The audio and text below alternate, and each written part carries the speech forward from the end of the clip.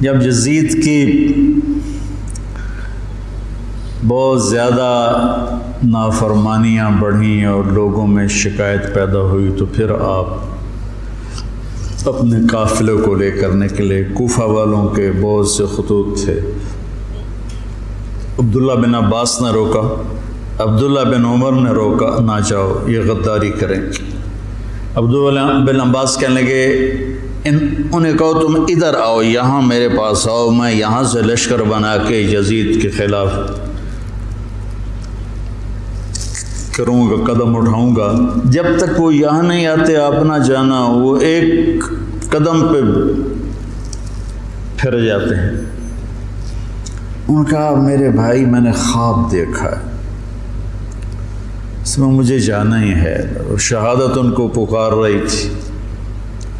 تو نعمان بن بشیر تھے کوفہ کے گورنر، جب یزید کو پتہ چلا کہ امام حسین نکل پڑے ہیں تو اس نے ان کو ہٹا کر عبید اللہ بن زیاد کو گورنر بنا دیا۔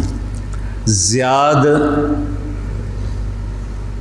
حضرت علی کا پرجوش ساتھی تھا، اور جنگ صفین میں، جنگ جمل میں حضرت علی کی جانب سے اس نے بہادری کے جوہر دکھائے۔ تو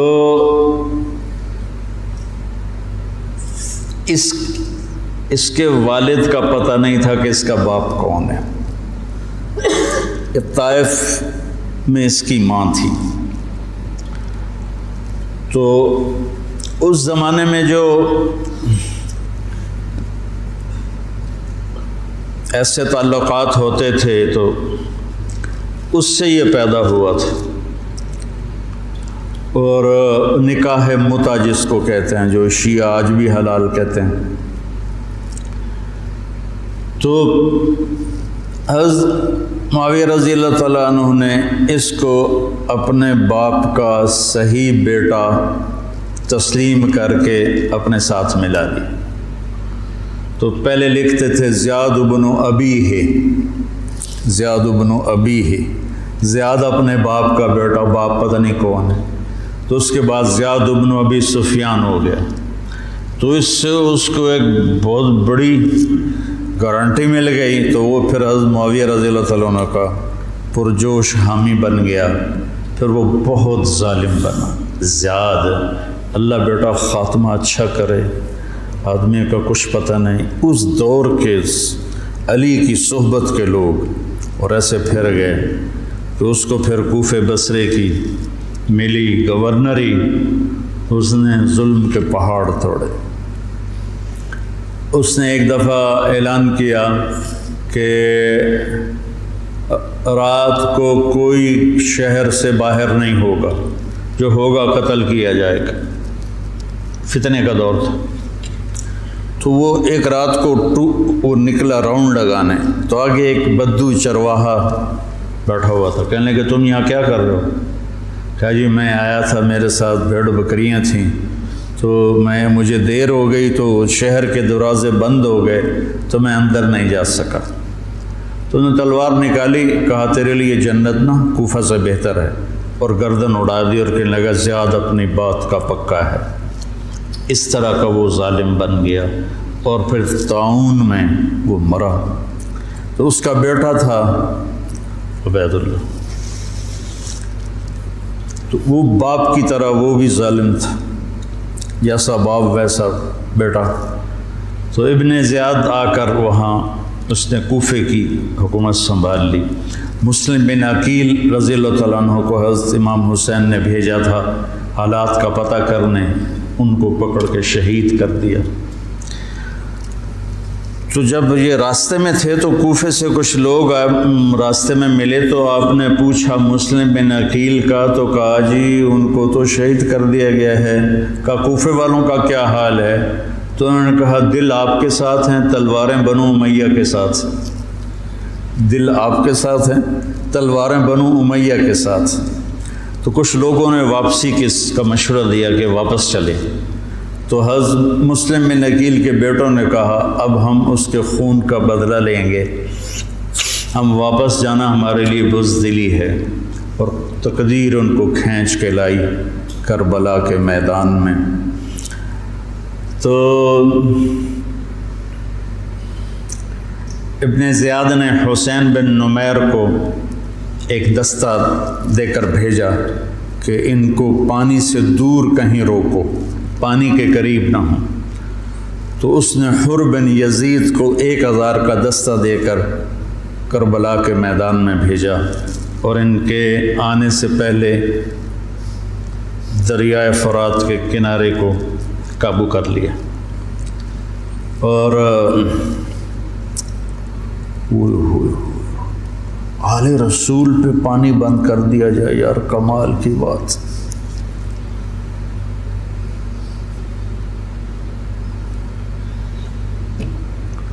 تو پھر عمر بن سعد، یہ سعد بن ابی وقاص کا بیٹا رضی اللہ تعالیٰ، اتنے بڑے صحابی کا بیٹا، جب لشکر آمنے سامنے ہوئے تو اس نے تیر نکالا اور چلا کر کہا گواہ رہو پہلا تیر میں نے چلایا ہے۔ اور کس بات پہ بک گیا کہ ابن زیاد نے کہا تمہیں خراسان کا گورنر بنا دوں گا، تم جا کے حسینی لشکر کو قتل کر دو۔ تو وہ خراسان، یہ افغانستان کو خراسان کہتے تھے، خراسان کی گورنری کے لیے اس نے ایمان کا سودا کر دیا، اتنے بڑے صحابی کا بیٹا۔ خیر نبیوں کی اولاد کافر ہو گئی تو صحابی تو نبی سے نیچے ہی ہوتا ہے۔ حضرت علیہ السلام کا بیٹا کافر، بیوی کافر، لوط علیہ السلام کی بیوی کافر، یہ تو اللہ کے نظام ہے۔ تو وہ لشکر لے کر آئے تو شمر بن ذل جوشن، جوشن کہتے ہیں زرہ کو، جیسے درع کا لفظ تو عام ہے، مشہور ہے، لیکن جوشن بھی زرہ کو کہتے ہیں۔ عباسی خلیفہ تھا مقتدر، اس کے دور میں وفد آیا روم، اہل روم کا، تو اس نے پورے شہر میں سونے کی زرہیں بنا کر لٹکا دی، پورے بغداد کو اس نے سونے کی زروں سے مزین کر دیا۔ وہ جب آئے تو ان کو وہ سونے کی زریں دیکھ کر ہی ان کا تو پیشاب نکل گیا، ایسا اس نے اپنا روب و دبدبہ دکھایا۔ تو جوشن کہتے ہیں زرہ کو۔ تو اس کے والد کا نام ہے شرحبیل بن آور، شرحبیل بن آور اس کے باپ کا نام ہے۔ ذوالجوشن نام نہیں ہے، ذوالجوشن اس لیے ہے کہ عرب میں سب سے پہلی زرہ اس نے پہنی تھی، جو ایران کے بادشاہ نے اس کو دی تھی، تو اس سے اس کا لقب پڑا ذوالجوشن۔ اس کا یہ بیٹا تھا قبیس، اور یہ حضرت علی کے ساتھیوں میں تھا۔ صفین کی جنگ میں حضرت علی کے ساتھیوں میں حضرت معاویہ سے لڑا تھا، اور بس پھر پیسے کی کھنک میں اندھا ہو گیا۔ یہ چتکبرا تھا، برس ہو گئی تھی، پھل بیری۔ جب لشکر آمنے سامنے ہوئے تو حضرت امام حسین نے فرمایا اللہ اکبر، صدق اللہ و رسولہ، اللہ اکبر، اللہ اس کے رسول نے سچ کہا۔ تو لوگوں نے، ساتھیوں نے پوچھا کیا کہا میں نے اپنے نبی سے سنا، آپ نے فرمایا میں دیکھ رہا ہوں کہ ایک چتکبرا کتا میری اولاد کا خون پی رہا ہے، تو وہ یہ ہے جو سامنے کھڑا ہے۔ تو آپ کے جمعرات کو شمر نے آ کر کہا کہ قتل کرو، جنگ کرو۔ باقی تو عمر بن سعد جو تھا وہ تھا کہ کوئی مسالت کی شکل نکلا، اس نے آ کر کہا جنگ۔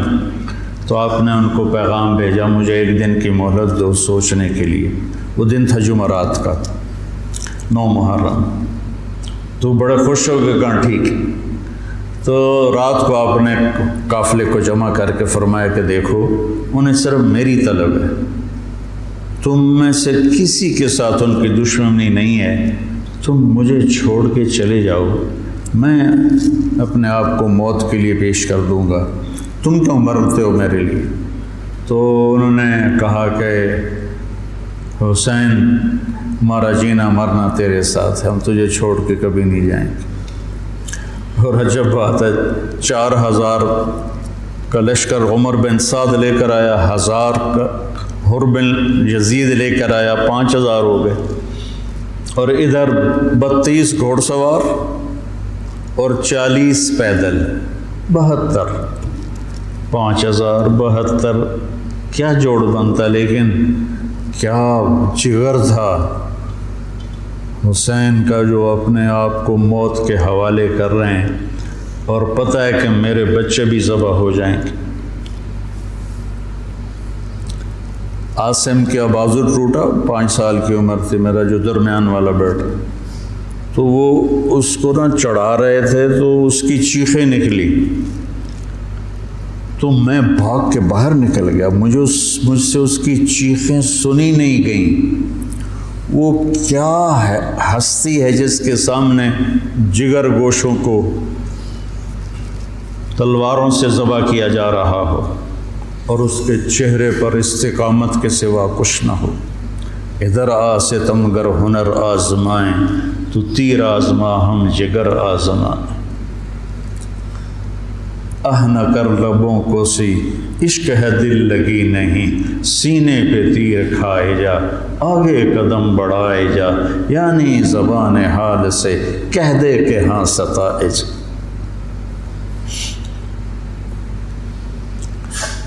تو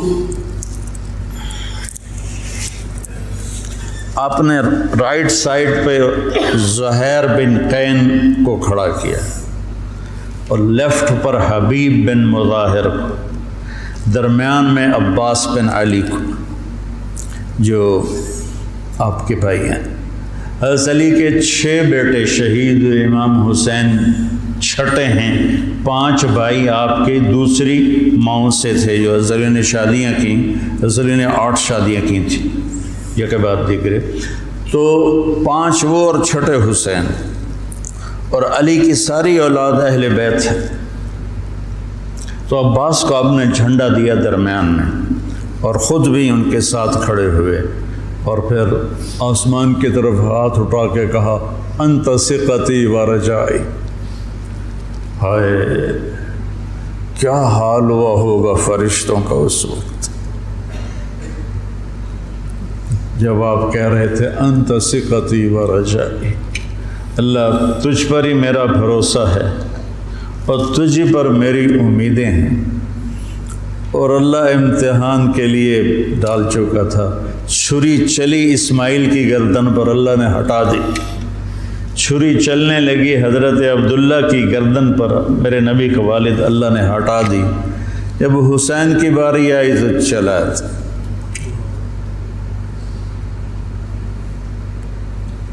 اب تصور کرو کہ اوپر سورج، پانی بند تھا، خبیثوں نے پانی بند کر دیا، بچوں کے رونے کی آوازیں آ رہی ہیں پیاس کی وجہ سے، اور ان کے دل نرم نہیں ہو رہے۔ پھر آپ نے حضرت عباس بن علی کے ساتھ ایک دستہ بھیجا، جنہوں نے لڑ بھڑ کے کوئی 30 کے 32 مشکیزیں پانی کے بھر کے لے کر آئے، لیکن وہ کتنی دیر چلنا تھا، پیاس سے زبانیں بچوں کی بھی نکلی ہوئی ہیں، اور حسینی لشکر پیاسا لڑ رہا ہے، اوپر دھوپ کی، سورج کی آگ ہے، نیچے ریت کی آگ ہے، ادھر تلواروں کی جھنکار ہے، اور تیروں کی سنسناہٹ ہے، اور نیزوں کی کھڑکھڑاہٹ ہے، اور ایک مسکراتا چہرہ ہے جو کہہ رہا ہے الموت احلی عندنا من العسل، پاگلو موت تو مجھے شہد سے زیادہ محبوب، تم موت سے ڈراتے ہو۔ تو یہ لڑائی کیا لڑائی تھی، 72 آدمی 5000 سے کیسے لڑ سکتے تھے، جانیں ہی دینی تھی۔ تو انہوں نے پہلے ان کے گھوڑوں کو بیکار کر دیا، گھوڑوں کو، شمر نے کہا ان کے گھوڑوں کو مارو، پہلے گھوڑوں کو مارا تو سارے پیدل ہو گئے، پیدل ہو گئے تو پھر گردنیں کٹنے لگی۔ حر بن یزید نے جب دیکھا کہ یہ تو واقعی لڑنے لگے ہیں. تو اس نے عمرو بن سعد سے پوچھا تم واقعی لڑو گے؟ کہنے لگا ہاں. کہنے لگا اچھا میں گھوڑے کو پانی پلا کے آتا ہوں جنگ شروع ہونے سے پہلے. اور گھوڑے کی لگام اٹھائی پانی پلانے کے بہانے اور آ کر حضرت حسین کے قدموں میں گر گیا کہ مجھے نہیں پتا تھا یہ بدبخت آپ کی جان لے لیں گے. میں معافی چاہتا ہوں، میں اپنی جان کا نذرانہ آپ کے قدموں میں پیش کروں گا. ان کا بیٹا بھی ساتھ آ گیا، باپ بیٹا دونوں شہید ہوئے اور وہ حضرت امام حسین کے ساتھ مل گیا. 1831 میں سید احمد شہید رحمۃ اللہ علیہ بالاکوٹ کے مقام پر شیر سنگھ سکھ جرنیل